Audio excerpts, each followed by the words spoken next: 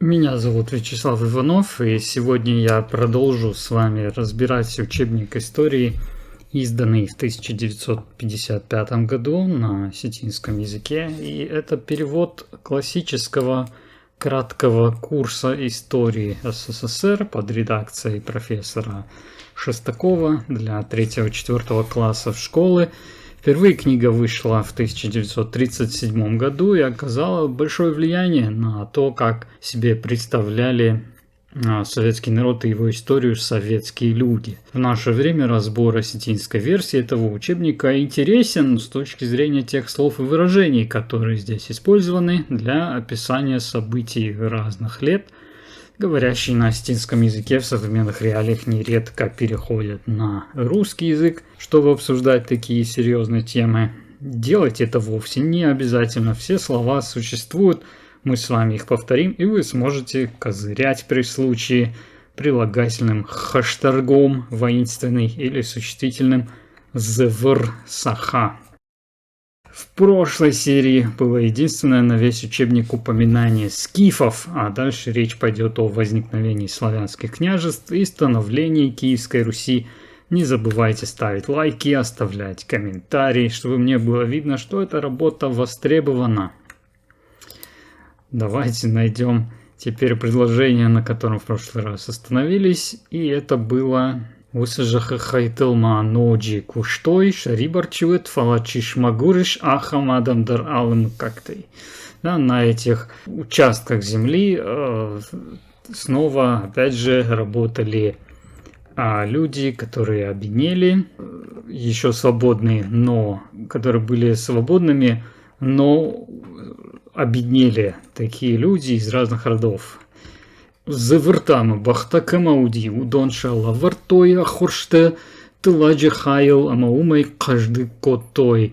Сохи и лошади, у кого были, они их сдавали в аренду в обмен на часть урожая. Тылаг – это урожай, тыладжи хайл в обмен на часть урожая.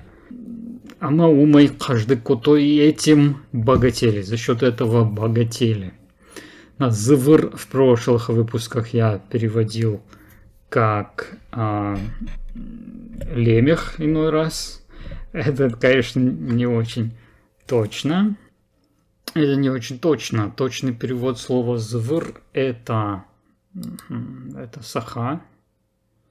Сейчас я, может быть, даже смогу это показать в историко-этимологическом словаре. ЗВР. Да, вот она, саха.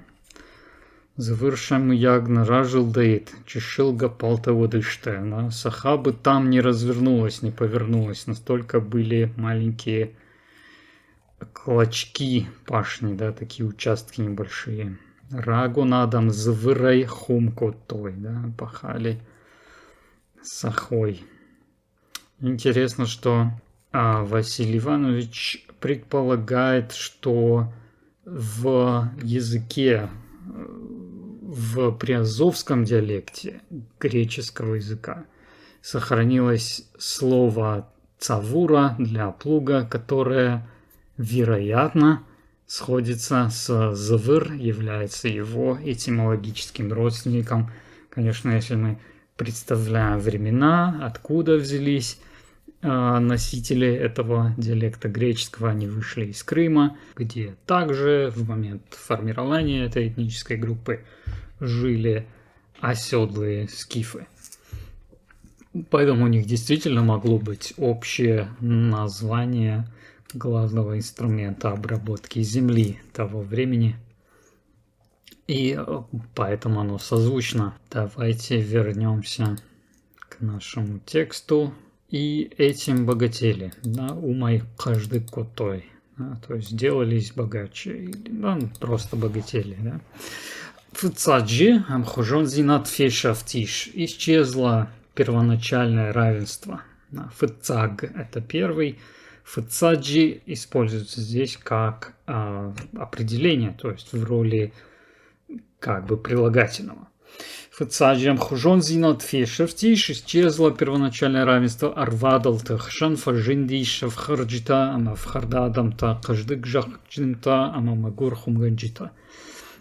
Среди родственников учебник в русском оригинале называет их родичами, да, то есть люди, объединенные одним родом, появились. Ахшан — это после лог, он стоит после слова, к которому относится, в отличие от предлогов, которые стоят перед словом, как русское, между родственниками, по-астински рвадалт ахшан. Фажиндиш появились в харджита. В харджита это, как мы уже обсуждали, можно понимать как оскорбители, те, кто оскорбляет, да, но в данном случае имеется в виду угнетатели и угнетенные люди, да, в хардадамта, или даже группу людей. Адам — это народ. Каждык жахчента — богатые землевладельцы или обладатели землей, да, владеющие землей. Ама магур хумганджита и бедные землепашцы. Фарашта мануша, славянта муди боярта, жахчента макаждгута, штай княшта, жнамта хисауива ганджита. В IX веке у славян были отторгаемое обладание, да, то есть обладание не родственниками и частями тела, а каким-то имуществом. В осетинском передается через направительный падеж с окончаниями «ма» в единственном числе и «ам» во множественном, поэтому славян там, уди, а мы переводим «у славян были бояре». И через тире указано, кто это такие землевладельцы и богачи, а также князья, жнамте хисауива ганчита, правители племен. Жнам – это племя, хисау – это хозяин, владелец, начальник, хисауиваг – это владение, как процесс, и хисауиваг канен – это владеть, руководить, править. И вот хисауиваг ганджита – это правители. Хотя слово кажется длинным, но его смысл довольно прозрачный, если знать, какие здесь морфемы вовлечены и как такого рода образуются слова в астинском языке.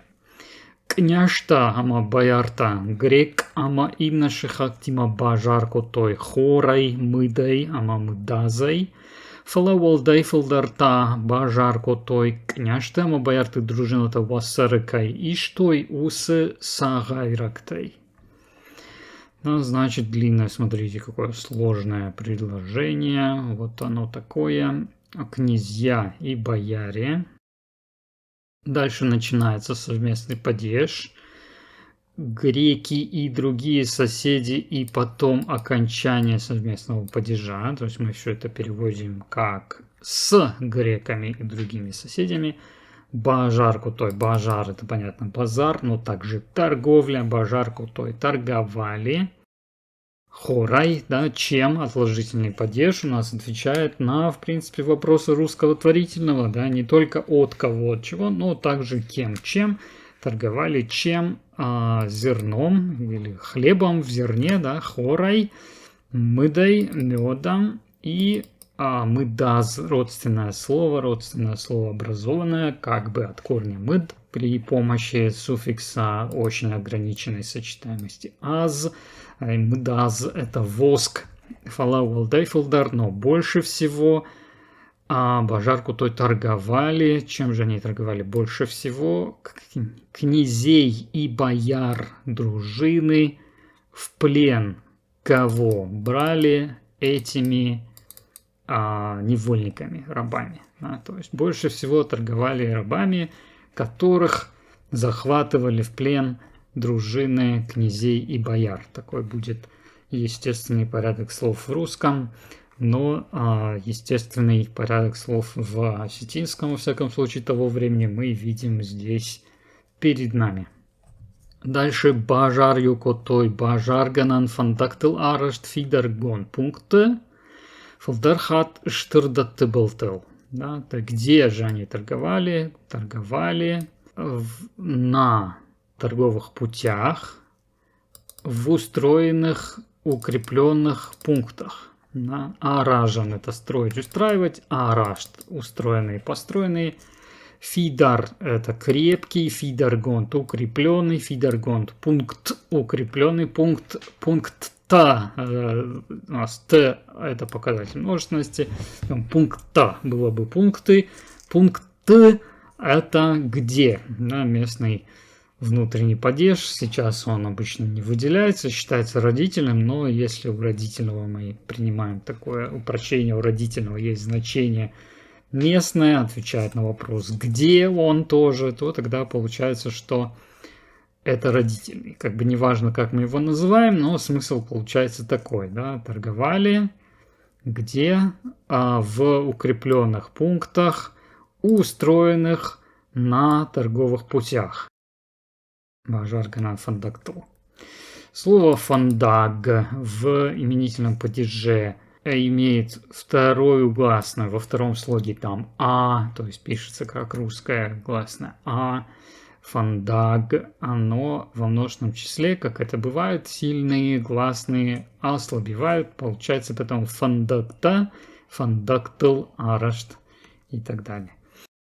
И по большей части, где это происходило, фулдархат, по большей части, или чаще всего даже, потому что хат — это раз, то есть большее количество раз, так сказать, если буквально пытаться это перевести. А на берегах был это губа, а также берег, то есть в принципе любой край, обрыв и так далее, на берегах больших рек. Штыр большой или великий также, поэтому штыр хусау — обращение к великому, конечно, богу. Иногда говорят по-русски большой бог, но это, конечно, не очень правильный перевод.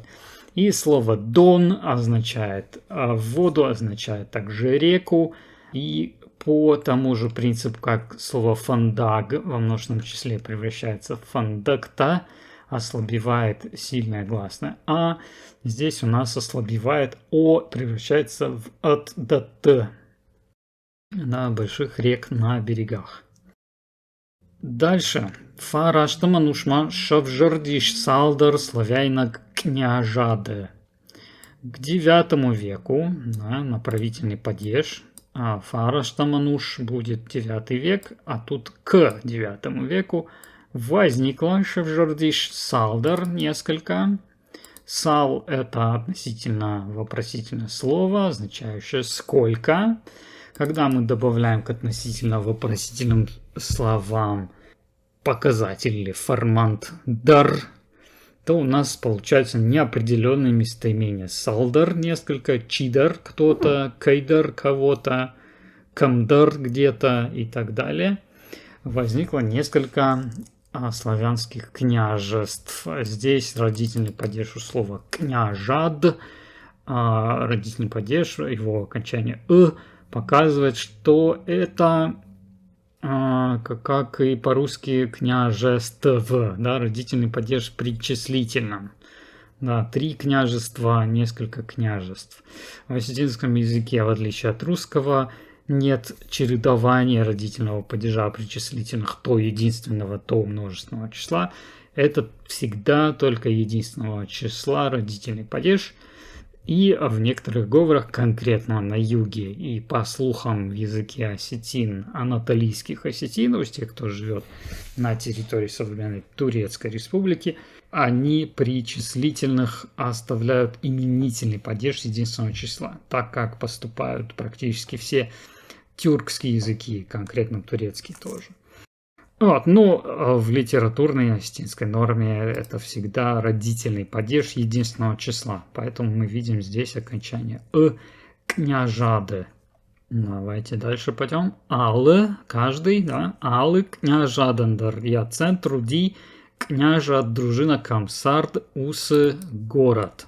Ну, значит, буквально княжадан — это дательный падеж, да, значит, каждому княжеству его центр был князь с дружиной, где жил этот город. Да, то есть В каждом княжестве, у каждого княжества его центром был город, в котором жили князь и его дружина. Слово «город» в данном тексте – это русское, конечно, заимствование, причем пишется оно по своему звучанию. Есть, как вы знаете, разные заимствования, есть большой пласт более новых заимствований, которые пишутся по правилам русской орфографии просто. Но это относительно старое заимствование, оно пишется так, как произносится. Да? Произносится оно как в русском «город» с оглушением «д», а в осетинском «д» на конце может произноситься как «д», поэтому оно пишется с буквой «т» в конце. А есть ему альтернативы, это тоже не осетинское слово, видимо, заимствовано из персидского слова «шахар». Ну, это, конечно, дело вкуса, кому какое слово больше нравится. Оба и звучат немножко чуждо в осетинском языке и являются фактически относительно недавними заимствованиями, там, видимо, какого-то 18-19 веков. Какое-то время часть осетин также пользовалась словом «калак», которое, конечно, заимствовано из грузинского.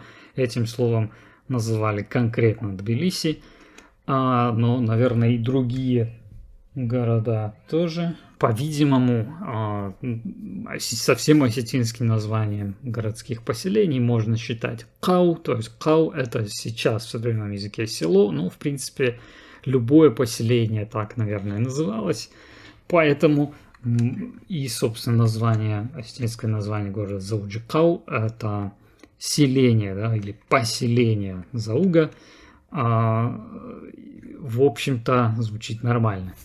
Значит, был такой город, в котором находились князь со своей дружиной. Высырыштаджи славян тому диш салдар город. Да, опять у нас несколько городов. Встречается это словосочетание. Опять мы видим город – это именительного падежа форма, город – городов в данном случае. Буквально города, да, то есть это единственное число родительный падеж, но в сочетании с несколько, такая форма обязательна. Да. Из-за слова салдар мы используем родительный падеж. Значит, у Сыроштади в это время славян тамудиш, у славян было несколько городов. Почему удиш, а не удышты? Потому что, да, то есть мы не говорим, что их было много, а говорим, что было, как и по-русски, мы говорим не были, а было несколько городов. По этой же логике в осетинском форма единственного числа удиш. Удонан Шашай, Рагдарта, Удышта, Киев, Новгород.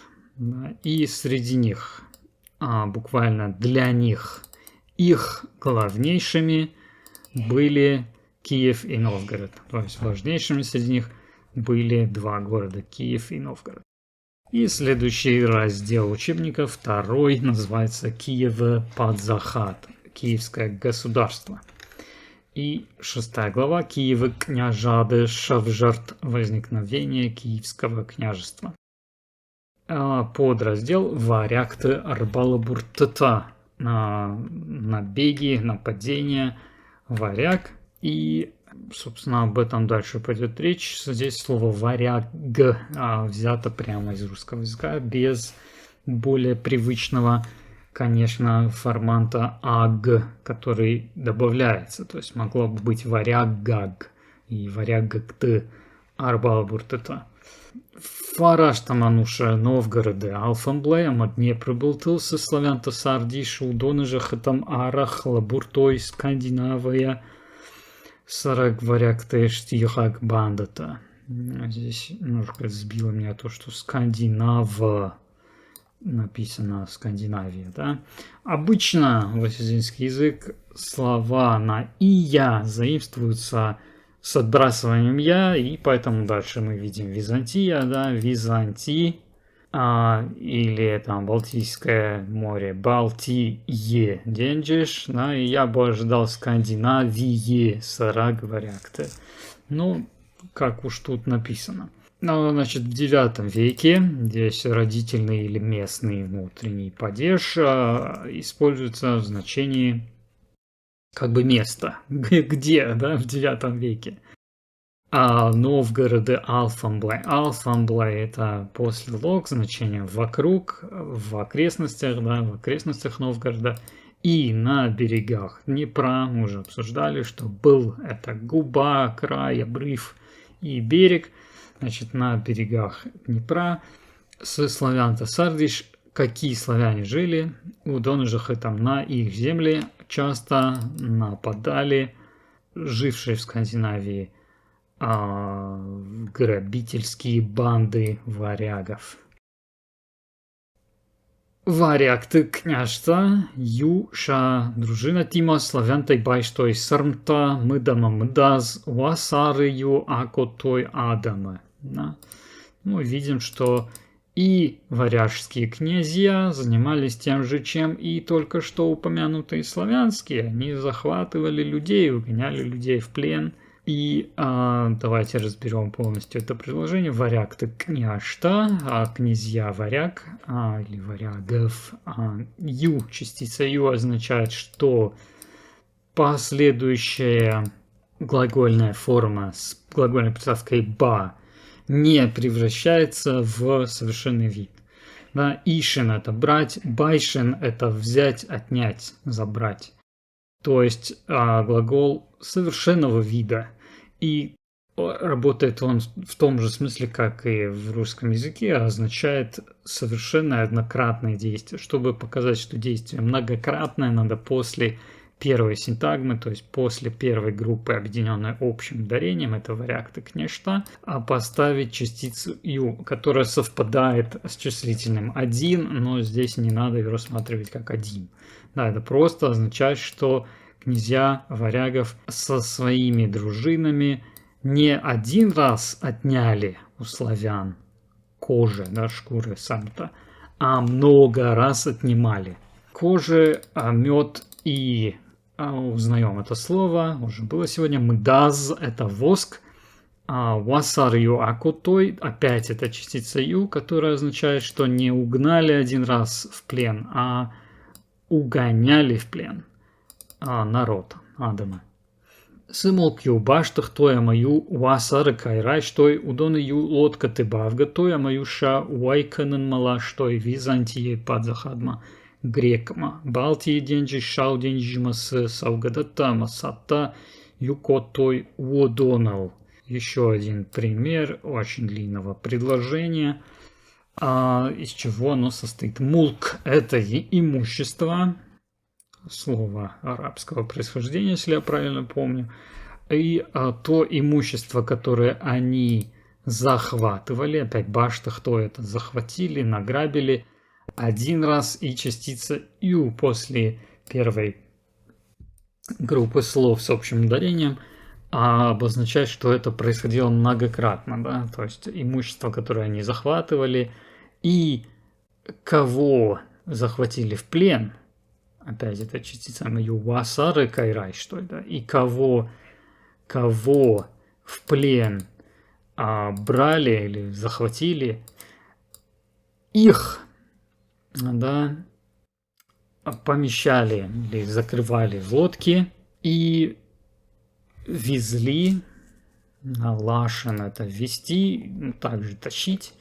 Зачем, да, вот у нас здесь есть инфинитив, неопределенная форма глагола вайканен, торговать или продавать, с окончанием направительного падежа. Он означает цель этого действия, да, то есть везли в византийское государство, чтобы продать их. И уточнение: византийское государство к грекам. Грек — это собирательная форма, опять же, всего народа. Грекма. И потом как везли к грекам этих людей, это имущество? Балтийское море с Черным морем. Какие реки и озера объединяли по ним, Да, то есть везли по рекам и озерам, которые соединяли Балтийское море с Черным морем. Здесь нам встречается, может быть, немножко непоследовательно. Только что у нас было слово «штырдата», да, большие реки. Само слово «дон» несколько многозначно, означает и воду, и реку. И есть отдельное слово, как бы идущая вода, буквально «саугадон». Это река, именно конкретно только река. Вот, и «саугадата амасата».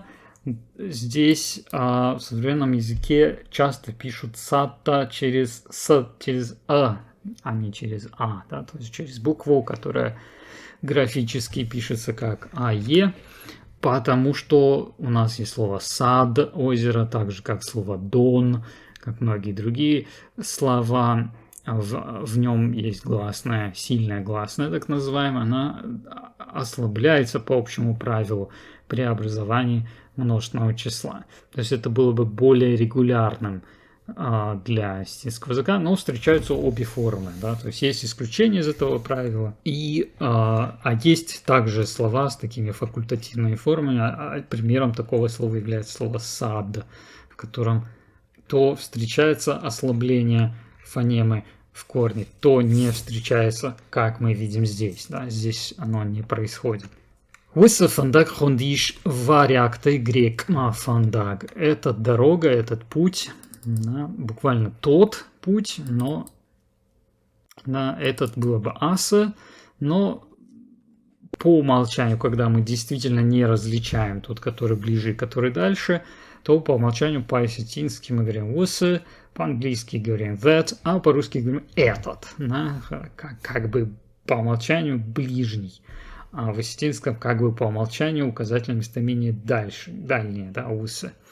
Значит, этот путь назывался хондиш, из варяг в греки дорога. Да, ну, действительно, путь из варяг в греки, известный широко термин, часто встречается при описании этого периода времени. Фандаг сидиш фине бакаланой, не ваедонал ладогае садл, волховы донал ильмены садма. Этот путь шел,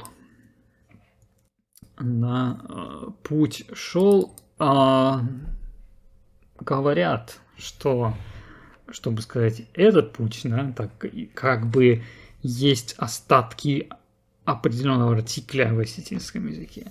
Вообще путь это фандаг, а этот путь будет фандаг, да, с ударением на первую значит, этот путь шел из Финского залива по реке Неве, по Ладожскому озеру, по реке Волхов в озеро Ильмень.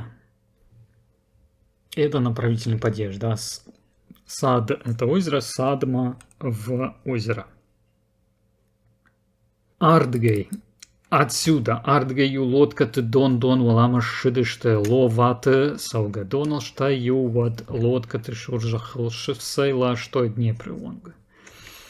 Отсюда на лодках по воде, как бы по течению реки Дон, такое удвоение, показывает направление, да, вдоль по течению реки, да, значит, в лодках по реке вверх поднимались.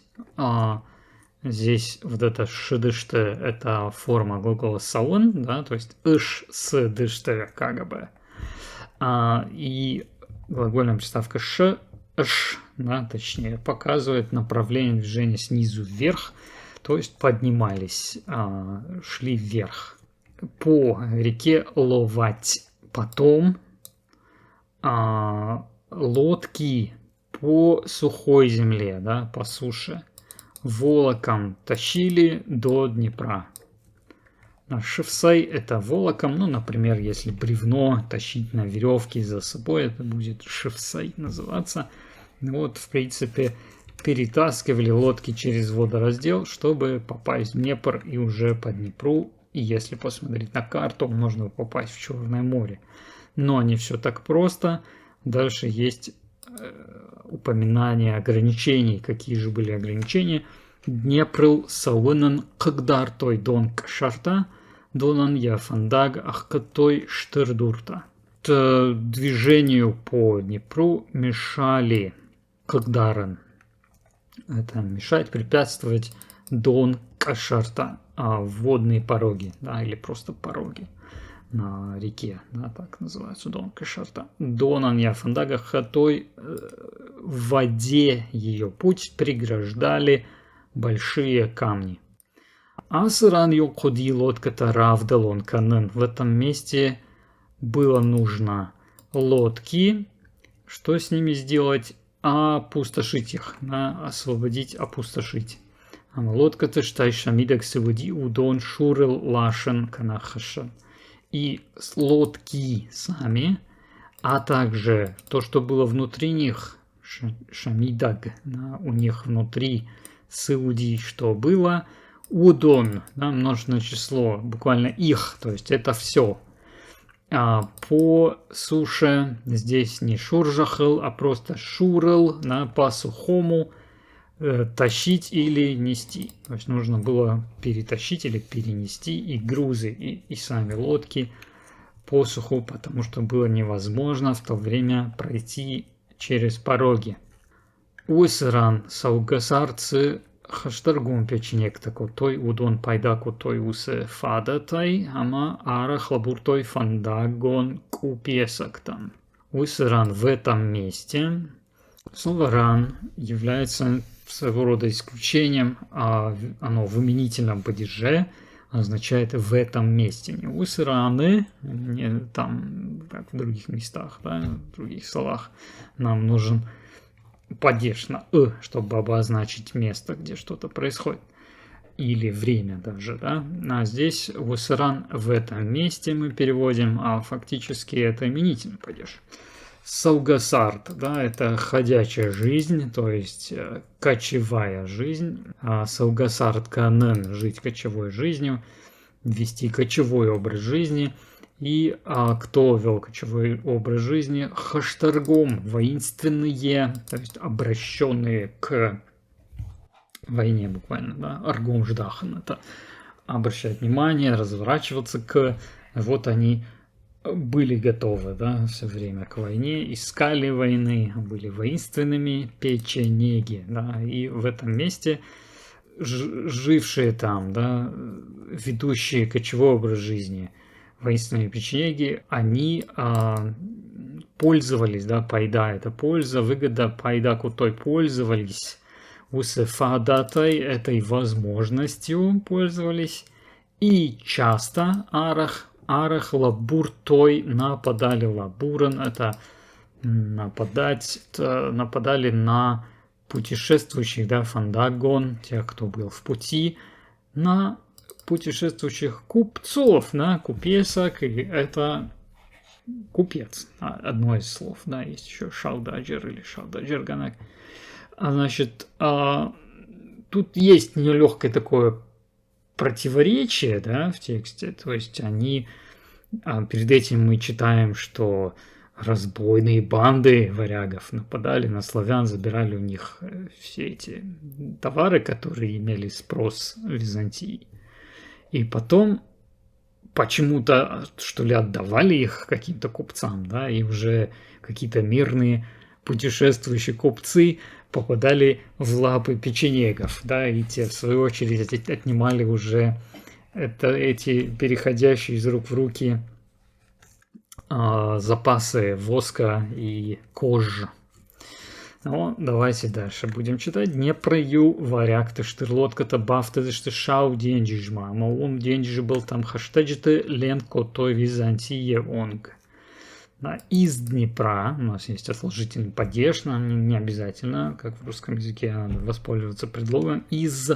Здесь мы говорим Днепрой, это означает из Днепра. Частица ю опять нам встречается, потому что бафтедышты это добавились, оказались, прибыли, да, нам надо сказать, что они прибывали.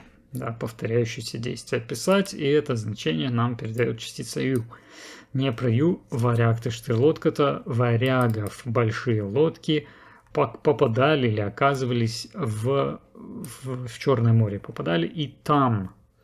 День же был там хаштаджите, да, вблизи от морских берегов. Ленкотой, ленканен, составной глагол, это плавать.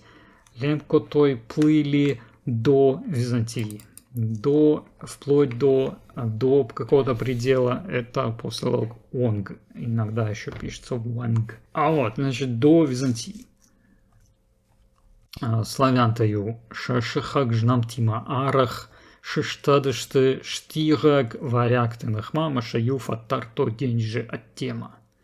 Да, тут снова много раз славянта, повторяющееся действие ю, славяне с соседними, с их соседскими племенами, да, со своими племенами своих соседей, арах часто, шиштадышты поднимались или восставали. Нахма это против кого? Против грабительствующих варягов. Амашаю фатартой и выгоняли их. Фа это приставка, тарен это гнать, тартой гнали, а фатартой гнали прочно. Фа придает глаголу пространственное значение в сторону, да, прочь от наблюдателя, от того, кто говорит, да, то есть гнали прочь, прогоняли. За море, денежа тема. Тут мы видим, что такую нации формирующую формулировку, что славяне вместе со своими соседними племенами, да, речь идет, видимо, о Мордве, там, о финно-угорских племенах, предках современных карел, и вот они, значит, вместе объединялись, и таким образом обрисовывается прообраз будущего союза, об истории которого нам повествует учебник. Фалаю варякты юаю дружатанша кухе бафтди славянты же хатам фаштама арбасован, ама бнатон славяйна княжты шахисан далбарышканан, ама адамал калон шеверан. Что же случилось, да, фала это союз, но, или однако, значит, но варяг ты дружина там, да, значит, дружинам варяг, каким дружинам? Отдельным, юаю. А юаю, значит, некоторые или отдельные, вот отдельные дружины варягов смогли, да, шакуха бафтади, им удалось, буквально в их руку попало или пришло. Да, вот смотрите, этот глагол бафтадыште, да, попадали в Черное море, и здесь шакуха бафтади. Им удавалось, да, удавалось, не удалось, потому что есть частица ю в начале. Значит, им удавалось славян-то жахытам в земле славян фаштама обратно арбасован, вернуться, прийти, амабнатон славяна княжта и местных славянских князей шахисан для себя долбарышканан покорить, сделать своими подвластными, так сказать. Бар – это право и в каком-то смысле власть. Дал – это приставка со значением под. У нас, в частности, есть в Википедии осетинской, например, термин «дал категорий». Это подкатегория. Да? И здесь вот такой термин «далбарышканан». Подчинить себе. Ама адамал калон шаваран. И на людей наложить налог, ну или обложить людей данью. Да, в этом, конечно, контексте чаще говорят о дани. Следующий подзаголовок: Киевы княжады Райдаян. Начало или возникновение Киевского княжества. Рагон фештыта кудзуран сафтамай фараштама нушекарон. Новгороды княж варяг иудиши рюрик. Как говорят древние рагон фештыта надписи или письмена, да, в 9 веке, в конце, да, то есть в конце 9 века новгородский князь, Новгорода княж. Варяг, то иудиш Рюрик был из варяг. Звали его Рюрик. Уй, с славян ты баша, что он, как у которых славян разбил буквально. Удонен фыштой колон. Они ему платили дань.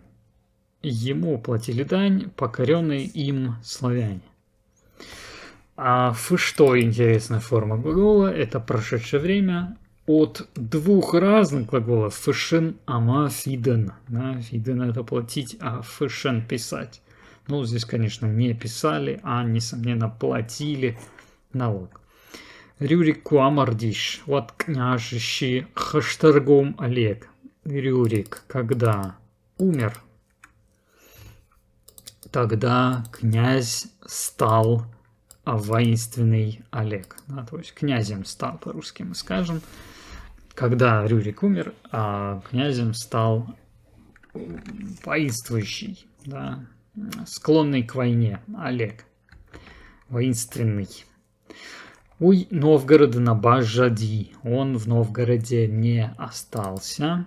Фала, но Днепр донал Урдыгма асади. По Днепру Урдыгма вниз по склону. Урдыг это склон. Урдыгма означает не вверх, как можно по незнанию предположить. Да?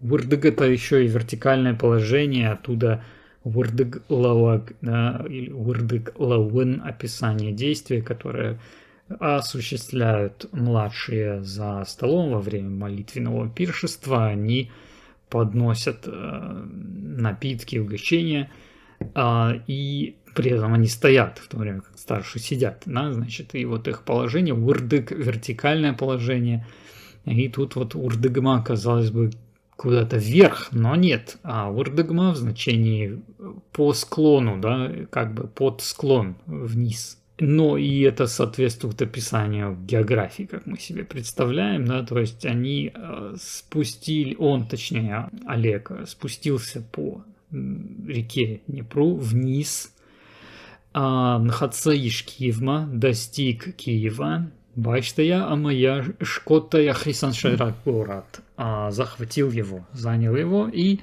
сделал его себе столицей. На слово столица обычно переводится как Шайраг, город, главный город.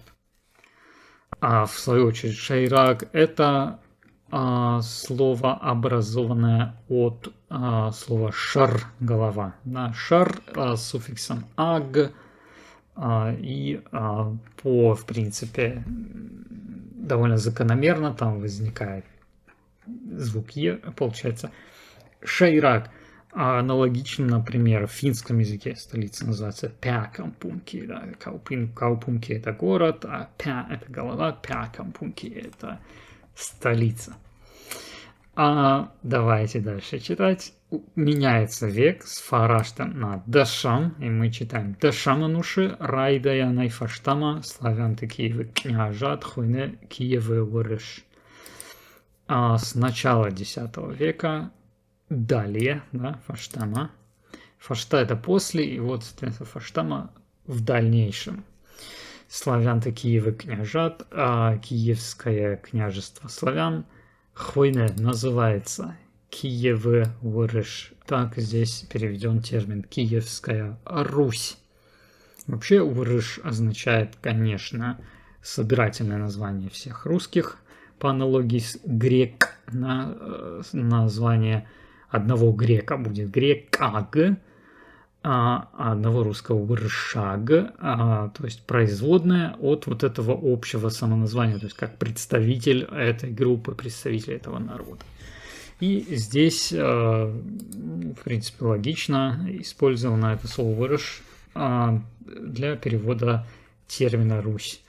В современных текстах, конечно, принято оговариваться, что само Киевское княжество и тем более все княжества, которые с ними вместе участвовали в развитии династии Рюриковичей, не называло себя Киевской Русью. Это термин, который появился намного позднее, практически уже в новое время, для того, чтобы описывать этот период истории в этом регионе.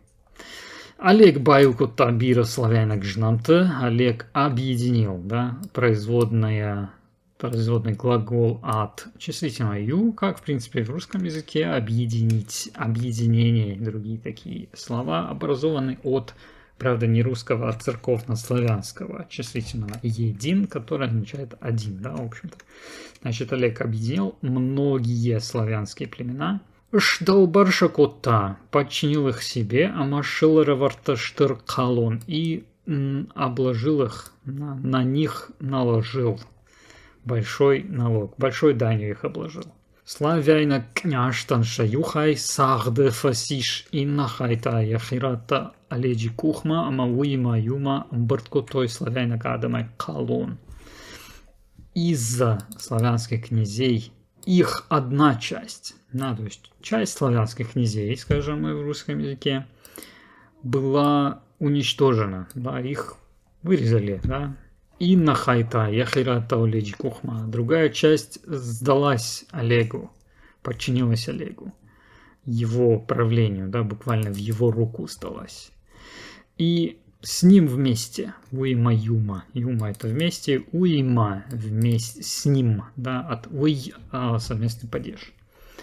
Амбырткотой собирали славянок Адама и со славянского народа калон, слово, которое означает налог и дань.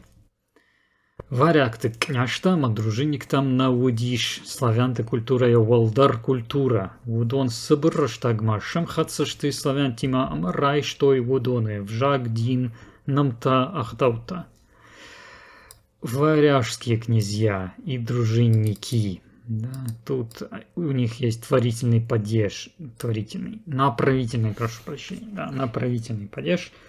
И глагол «быть». Мы уже помним, что так мы передаем, что обладание, да, у них не было, у варяжских князей и дружинников не было, по сравнению со славянской культурой, более высокая культура. Да, то есть их культура не была выше культуры местных славян.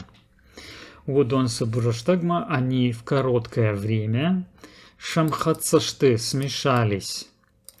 Совместный падеж с кем? Со славянами, да, здесь славян, видимо, один, славянин, славянта, множественное число, славянтима, множественное число, совместный падеж. Смешались со славянами, амарай, что и водону обжак. И взяли их язык, не только язык, но дин, религию, и намта от слова ном в единственном числе, опять о, в множественном числе превращается в а, намта это имена, и ахдаута это обычаи, традиции. Да, ну это довольно обычная ситуация, там те же болгары тоже, они пришли из степей, говорили на каком-то своем языке, предположительно родственном чувашскому, но растворились в местных славянах задунайских и, однако, передали им свое имя, да, свое самоназвание и часть своей культуры, связанной вот с всадничеством, да, с военным делом, да, но в этой группе, конечно, преобладали славяне, их язык со временем стал тоже преобладающим, и только само название сохранилось от прото-болгар и дало название современным болгарам.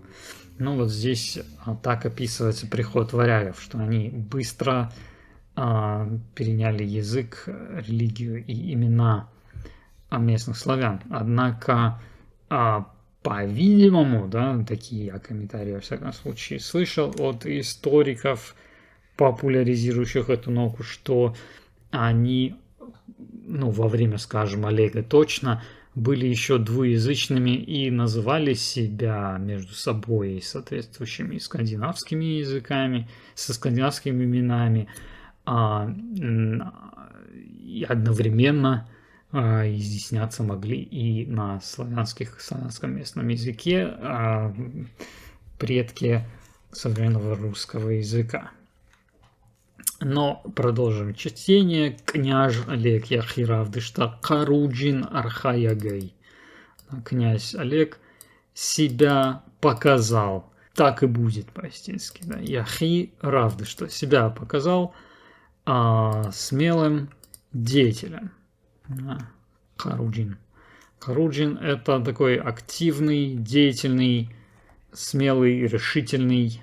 И Архаяг — это буквально деятель. Да? Например, Ахшанадон Архаяг — это общественный деятель по-астински. Аледжи Жаман Киевы княжат Тынгыштахчыныш. Во времена Олега или в эпоху Олега Киевы княжат, Киевское княжество, очень усилилось на Штахчыныш. Тых — это сила, Тахчин — это сильный, то есть обладающий силой. И Штахчин Иш сделалось сильным. Под захада Арантыл Саугасардганагадамай Хи Какананатахай Араштарсиди Каканан Фидерта. По границам, на границах государства. Аран — это граница. Падзахад — это государство. От слова падзах, в принципе, царь-государь. Значит, на границах государства. Саугасард уже у нас уже было сегодня. Это ходячая жизнь, да, буквально. То есть кочевого народа. Саугасард Ганагадамай, чтобы себя защитить ради того, чтобы себя защитить от кочевников, от кочевого народа. Араштарсиди были построены Каканан Фидарта, защитные укрепления или даже крепости, да, крепость, Фидар.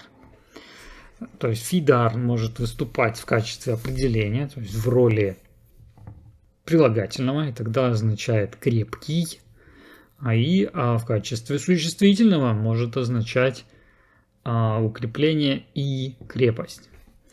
И вот это каканан, от глагола каканан — защищать, каканан Фидарта — это защитные крепости. Тут мы видим не очень хорошего, конечно, качества, массовая печать того времени, изображение, как художник изобразил князя Олега. Рагон Таурахмагашка Олег Тынгбира Авшадима Шаюта Лодката Инатата Шаргы Бахтал Автомай Асади Византима Штары. Да, Рагон, древний Рагон Таурахмагашка. По древней легенде, согласно древней легенде, Олег с очень большим ополчением, да, с очень большой армией. Вшад — это армия, войско, с большим войском. Шаюта, некоторые из которых были в лодках, а другие, другие были в седле на лошадях.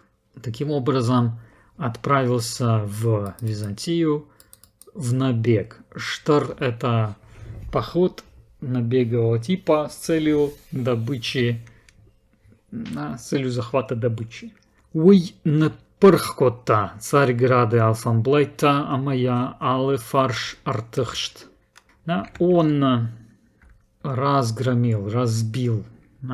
Пырх — это прямо вдребезги. Разбить означает разбил окрестности Царьграда и со всех сторон его окружил, взял в осаду. Интересно, что здесь использовано слово Царьград, а не какой-нибудь еще, например, Константинополь. Гречий император. Грек, а у нас перед гласными и е будет регулярно переходить в ч, поэтому император греков. Автохутой Гречи Шайрахисавы, так звали, в смысле император, звали греков главного начальника, правителя, да? Олеган Раташтарфидон дал Олегу большую выплату. Да? Фиддата – это платежи, то есть дал ему большой платеж, да? Откупился от него. Бира Шахжарин, много золота. Жинарх Кумаста, дорогие ткани. Шан, вино. Ама Сагайректа и пленников. Фарашшада юандашам ажи, грек Олегима Шараштой Бажарканен Тахай Базарт. Значит, в 911 году греки с Олегом, совместный падеж, Шараштой создали, построили, ну, в данном случае утвердили, подписали, да, Базарт, договор о торговле. На ТХ это О, Бажарканен, нам уже встречалось сегодня много раз, это торговать. Да? То есть в 911 году греки договорились с Олегом, заключили договор о торговле. То есть нормализовали свои отношения, так сказать. Олег, Тынгшфидар, Штыхченко такие выворыша. Что сделал Олег? Он очень Штыхфидар укрепил, Штыхчен усилил, Штыхчен кота, Киевскую Русь. Он усилил и укрепил.